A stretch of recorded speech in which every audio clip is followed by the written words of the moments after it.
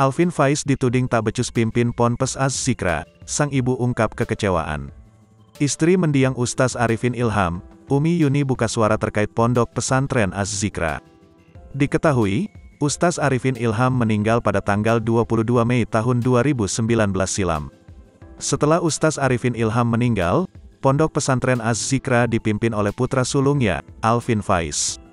Namun, selama pondok pesantren Az-Zikra dipegang oleh Alvin Faiz, banyak kabar buruk menyebar.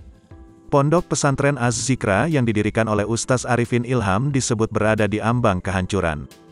Dikutip pada kanal YouTube DH Entertainment News, Umi Yuni kecewa kepada oknum yang tengah menyudutkan Az-Zikra. Kami sebagai keluarga merasa sedih dan merasa kecewa terhadap oknum yang terus menyudutkan Az-Zikra tanpa ada melakukan tabayun yang layak terlebih dahulu, jelas Umi Yuni. Sabtu, tanggal 22 Oktober tahun 2022. Umi Yuni terlihat tak begitu menyimpan dendam. Ia justru mendoakan oknum tersebut. Semoga orang tersebut Allah ampuni segala dosa-dosanya dan Allah sehatkan, bahagiakan keluarganya, tutur Umi Yuni. Tak hanya itu, Umi Yuni pun mengajak publik untuk mendoakan pondok pesantren Az-Zikra. Terus mendoakan majelis ini dengan doa terbaik yang bisa kita lakukan. Semoga Allah jaga majelis Az-Zikra tercinta ini.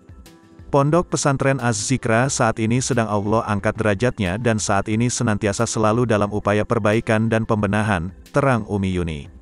Mengetahui pondok pesantren Az-Zikra kualitasnya sedang menurun. Menurut Umi Yuni, pondok pesantren Az-Zikra terus memperbaiki kualitas dari berbagai aspek. Kami juga sedang merapikan dalam segala sektor baik kurikulum, kualitas mengajar, saran prasarana, hingga akuntabilitas keuangan, ucap Umi Yuni.